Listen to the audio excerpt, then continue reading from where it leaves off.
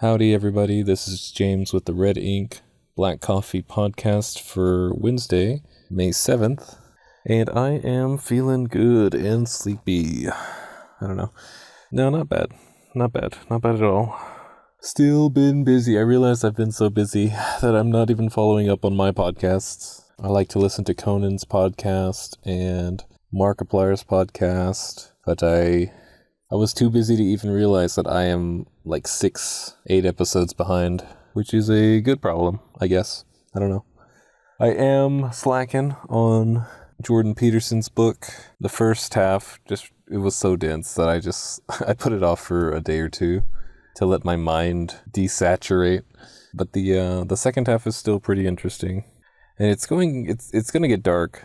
But it's getting more into like world history and culture politics and wars and quotes from these concentration camp live stories. It's reviving my interest in the recent historic events like Stalin and Hitler and similar things. There's a long laundry list of similar conflicts that just didn't paint the human race in a nice way. But it also kind of raises the question. The book is talking about the hero, and the hero is an agent of chaos, but he also unites wisdom, the old and the new, and creates a new way forward, because you have to have both. You can't use one or the other. Otherwise you have tyranny or you have chaos.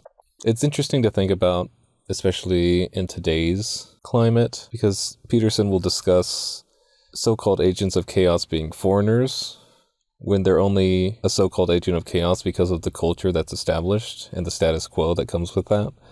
And so they seem like a threat to something that humans created when there's not really any good or bad aligned either way. It's just what people deem valuable. But there's a lot of application that could go into looking over today's politics like that, the status quo and what's being challenged.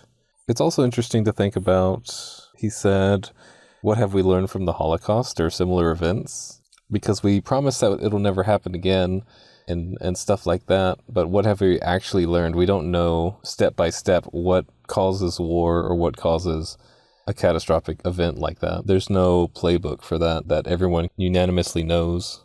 So the only way you can really get at that is to educate yourself.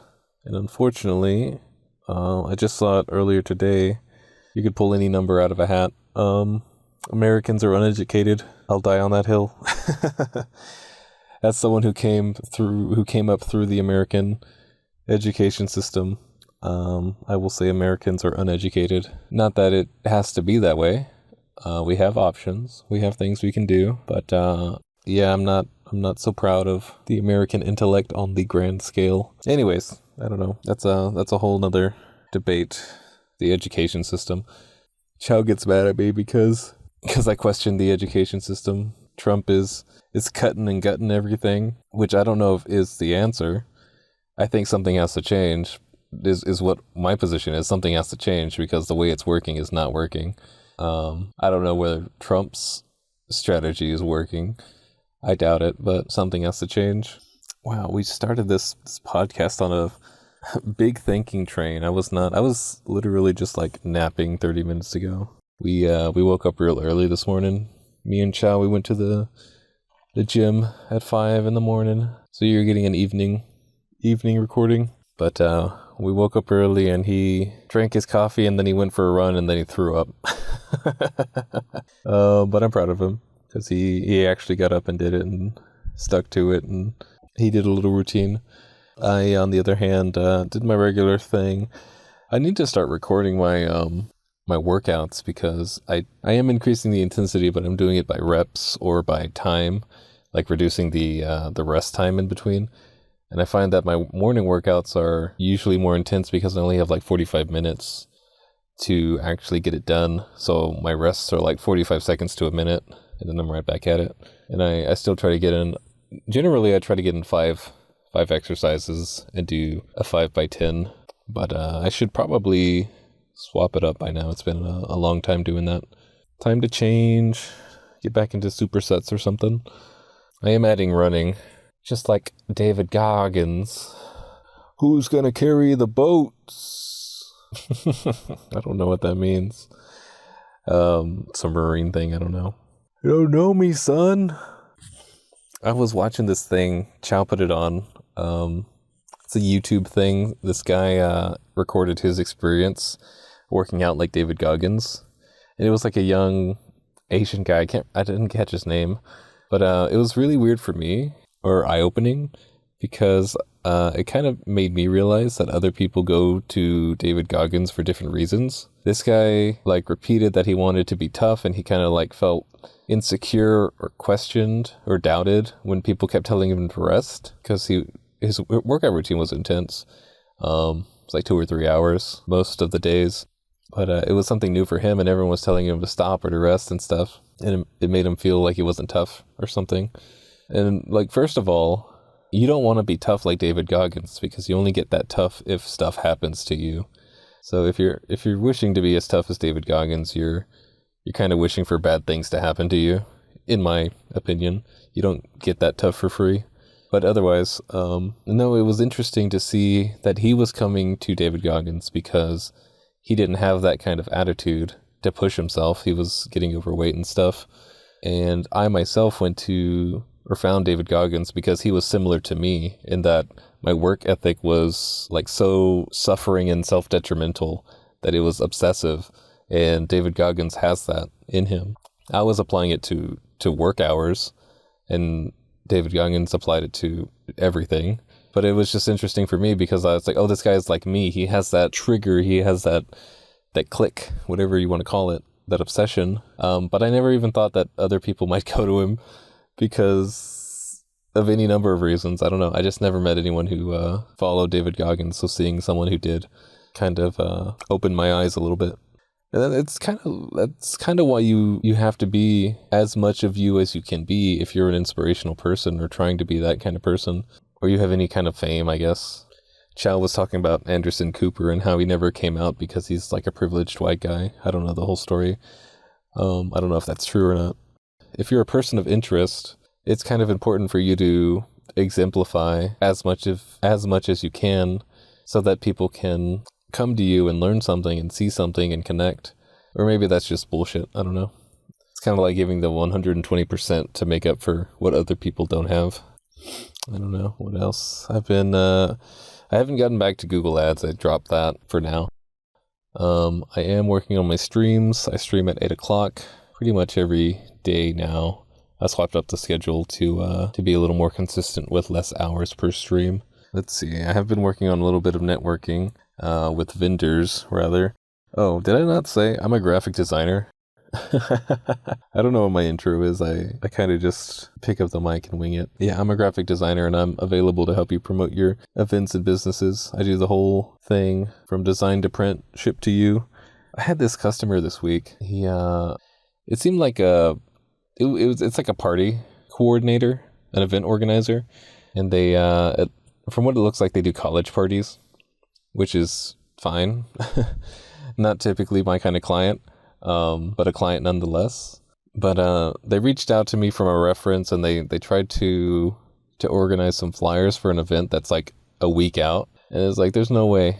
I mean, I could get you your flyers in time, but you're gonna really be at a crunch to hustle and get these things out. But I let them know what I could do. I let them know the restrictions, and they were like, yeah, we'll pay you. And then never got paid. I didn't process the order, so they decided that they weren't going to go that way, and they just didn't let me know, which doesn't bother me. They let me know like 2 or 3 days later. It's all the same to me, but it's just like, who are these people that are running around and not getting their thing together? It's your thing. Come on. But it's just college parties, so it's not a really high bar. But that's why I offer a discount. I have a discount for early bird. If you're promoting an event and you order something 3 weeks out, which is kind of risky because you're kind of jumping the gun. Things might change, things might not. But I'm trying to reach out to those customers that know what they're doing and give them a discount if you can get the order in like 3 weeks ahead. I might change that. It might be a little shorter, but that's the idea, is that you get rewarded for being on top of things. Those are the good customers. Be that customer. But yeah, besides that, I've been networking with vendors to try and localize in Texas. I'm trying to be a in Texas only printer. Not that I have anything against other printers, it's just we have printers in Texas, and I live in Texas, and I like Texas, and I like to keep money local. I like to buy local. What am I on about? Oh, I made my first Etsy sale. I don't know if I talked about that. I got this email in the middle of the day that was just really random. It was like, hey, you made $3. And then they sent out the the payment, and I got 85 cents of that. So yeah, online sales is a thing, I guess. On my Etsy store, I just sell templates and business forms. It's just a little extra thing for when I design something for someone, like an invoice or a checklist or something. I can post that, and it's a good template to use. I need to put up some contracts and things. But it's just really, it's both inspiring and belittling to get 85 cents from my first internet sale, or like e-store sale. I don't know how people do it, but they probably dedicate a lot more time than I am to getting that kind of thing done. It's what I really need to do, is specialize in something. But the point is, I specialize in quality work. I am networked to provide all of these different products.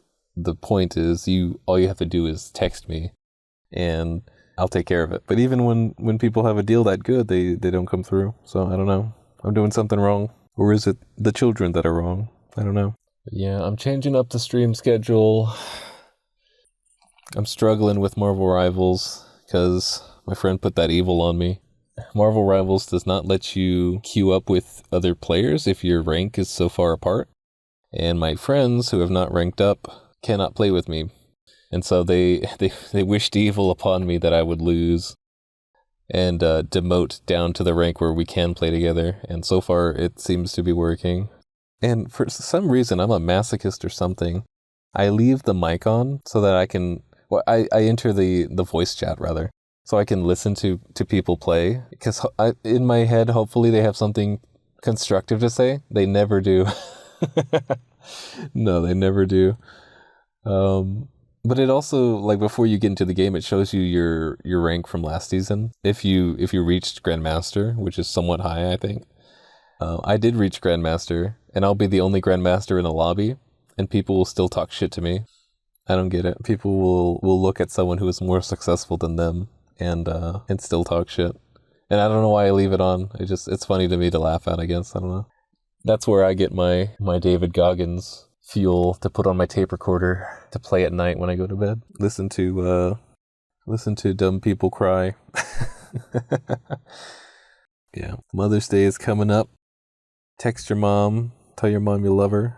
Actually, call her. You should call him. I don't know what I'm going to do for my mom. I asked her and she didn't have any ideas. She is not a person who really comes out and asks for what she wants. Well, she will, but it'll be like a set of Tupperware or something. It'll be something that's not a gift. Or just something for the house or for the people in her house. Not really for her. But I don't know. Maybe we'll go out to eat. My family rarely goes out to eat, or like goes out in general, because they're just private people. But I don't know. I hope we can do something.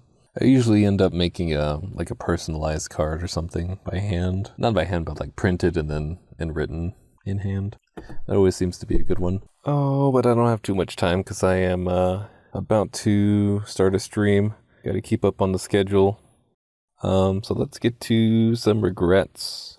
Pull up the old Reddit. I do want stories. I'd rather hear personal stories about life-changing moments or regrets or things you learned from, things you changed, things that changed you. You can email me those stories at redink@redandblackdesign.com. Find it in the description, and I'd really appreciate it. It can be anonymous if you like, but hopefully somebody can learn something from hearing your mistakes, your regrets. And that's a good differentiation to make. You don't have to regret something if you accepted it. It could just be something that happened and you learned from. Well, let's see. So on the life subreddit, what is your biggest regret in life? The biggest one. How do you measure your biggest one? Yeah, had the most consequences or felt the worst? Let's see. Heartbeats says, thinking the relationship would get better if I stuck it out, had kids, and saw it through. Big mistake. Yeah, I kind of agree with that. I really shouldn't comment too hard, but I feel like the broken family doesn't really feel good. As someone who kind of grew up in a tense household.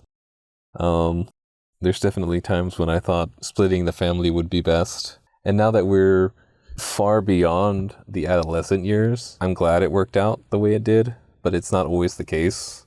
Let me see what they say. No, that's all they have to say about that. Yeah, it's kind of a coin toss, and I think it can really go bad if it goes bad. There are some people where it's just like, you got to cut them off. It's too toxic. And you don't want to bring kids into it. Bringing kids into it is not going to save a bad relationship. I don't care if you have like examples where it did. I'm not going to ever like say bringing a kid into a bad relationship is a good idea. Allowing other people to dictate my life. Hey, this person's got 2 regrets, 3, 4 regrets. Bonus regret. Let's go. Allowing other people to dictate my life and trying to live up to their expectations. Big mistake. Yeah, that one you kind of learn as you go, though. It's not so much a regret. I think you might regret some of the opportunities you missed or something like that. But the behavior itself is not the problem. It's that you're missing out on other things. You have to be aware of your options, and you have to keep options. If you let other people decide for you, you don't have any options.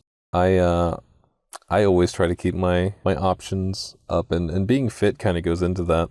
If you're a fit person who's just like able to get up and do something, you have options. Let's see. Necessary Jaguar 4775 says, not getting my life and focus together earlier in my teens. What? You weren't focused as a teen? Big mistake.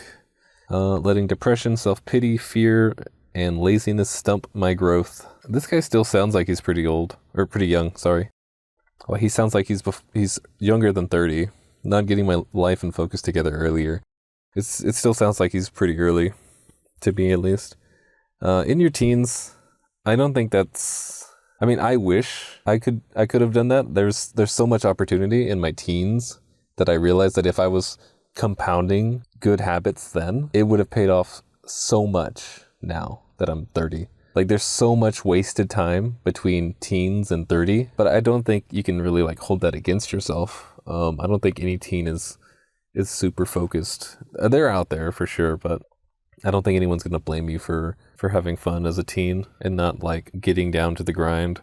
Because you don't even know what the grind is. You don't even know what you want to do when you're a teen. You just have like wild ideas and no experience to actually facilitate them. So it is a thing, but I wouldn't count it amongst my biggest regrets. Deleted account, absolutely nothing, because everything led me to the place where I am now, which is a happy place.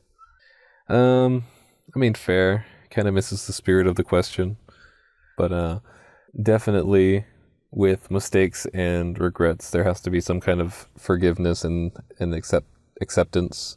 You have to give yourself some kind of mercy and gratitude to have done the thing, experienced the thing, and then moved forward with the wisdom to improve your life.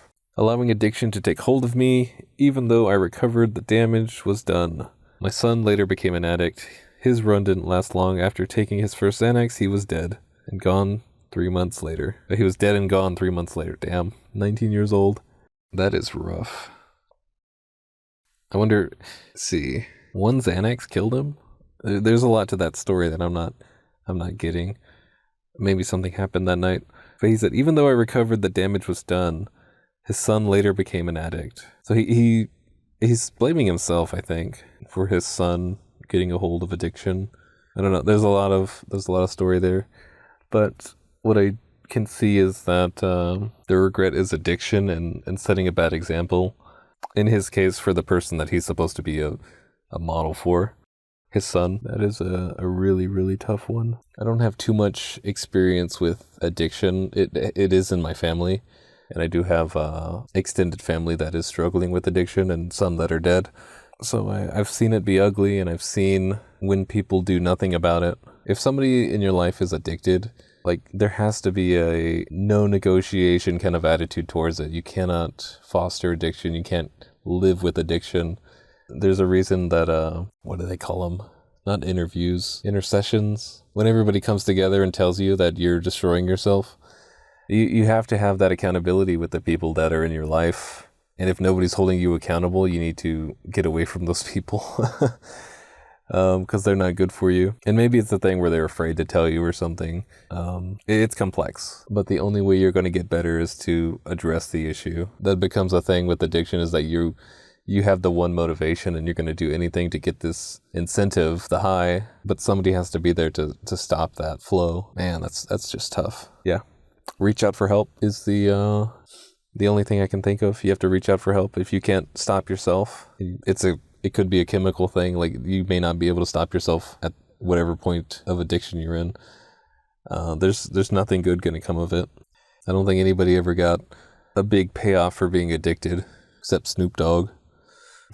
I joined to roast feuds. That's a dated one. Lost contact to all friends due to introverted character. Stupid me. Simply didn't care. I was never really interested in their lives. Of course, they stopped caring about me. Now I'm way opener. I think you mean now I'm way more open, but also extremely lonely. Having no friends is definitely destroying my life right now, and I could have avoided it so easy. Well, you don't know that these people would have stayed in your life, because friends come and go even if they're close, and some of my closest friends I don't talk to for months, years, and then when they come back in town, it's like, oh, hey.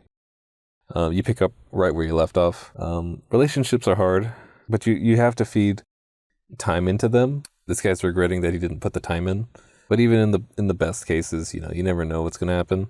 People, I remember in the Stoic teachings, Epictetus, I think, there was a story or a paragraph in there about how people are temporary things. They're both temporary and locational.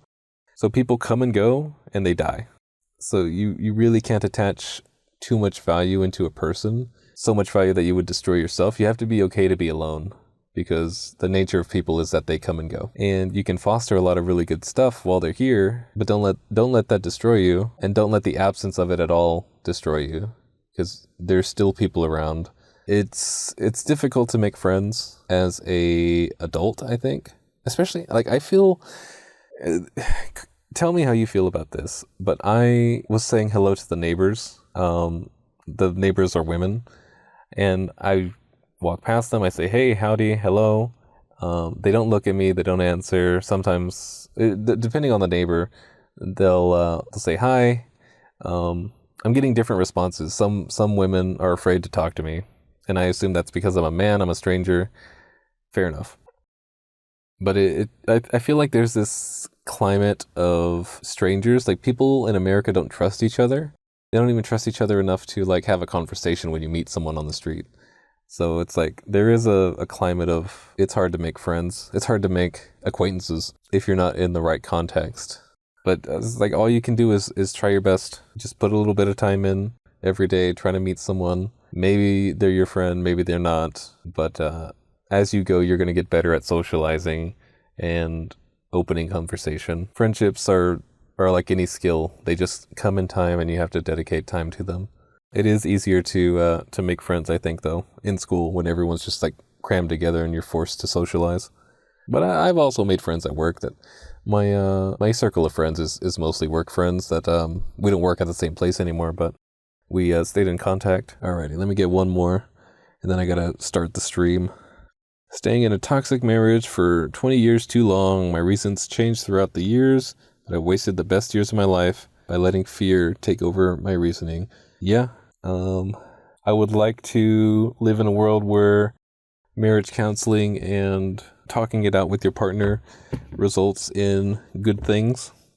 And it can. But sometimes you married the wrong people for the wrong reasons, and it's unsalvageable.